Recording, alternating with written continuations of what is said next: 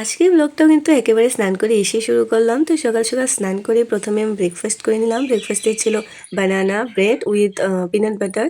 তো এটা খেতে খুবই টেস্টি হয়। তারপর অল্প একটু রেস্ট নিয়ে আমি রেডি হয়ে পড়লাম, কারণ আমরা যাচ্ছিলাম মার্কেটে। বোনরা কিছু কিছু ড্রেস কিনবে, আমার অল্প কিছু কাজ ছিল। তো আমরা সবাই তো একসাথে রেডি হয়ে পড়েছিলাম, কিন্তু পুচুরি তো রেডি হচ্ছিল না, ও খুবই লেট করে ফেলেছিল। তো আমি ওর বাড়িতে গিয়ে দেখলাম যে ও রেডি হয়নি আর খাচ্ছে, তাই দেখে তো আমি পুরো কান্নাকাটি শুরু করে দিয়েছিলাম, এমন অবস্থা আমার।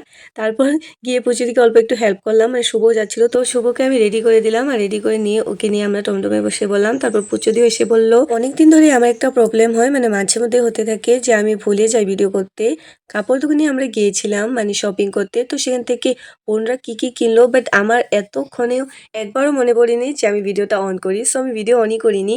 আসার পথে আমরা একটা হোটেলে গিয়েছিলাম, তো সেখানে ভিডিওটা অন করলাম। তারপর বাড়িতে এসে পৌঁছে গেলাম। বাড়ি এসে অল্প একটু রেস্ট করলাম, রেস্ট করে চলে গেলাম দুপুরে খাবার খেতে। আর আজ খাবারটা খুবই ছিল। আমি খাচ্ছিলাম আজ ডাল পাঁপড়, তার সাথে অল্প একটু আচার। মাঝে মধ্যে অল্প একটু হালকা খাবার খেতে হয় তাই। বিকেলে নাইকা থেকে আমার একটা পার্সেল আসলো, আর নাইকা থেকে পার্সেল আসলে আমি অনেকটাই হ্যাপি হয়ে যাই, কারণ নাইকার ব্র্যান্ড আমার অনেকটাই পছন্দের। তো আমি অর্ডার করেছিলাম দুটো জিনিস, একটা ছিল লিভ-অন হেয়ার সিরাম, আর একটা ছিল ভ্যাসলিন এর বডি লোশন। এই দুটো জিনিসই কিন্তু আমি অনেকটাই অফারের মধ্যে পেয়েছিলাম, খুবই কম। তারপর আমার ফেভারিট চকলেটটা খেয়ে নিলাম। সো ভিডিওটা ভালো লাগলে লাইক করে দিও। টাটা।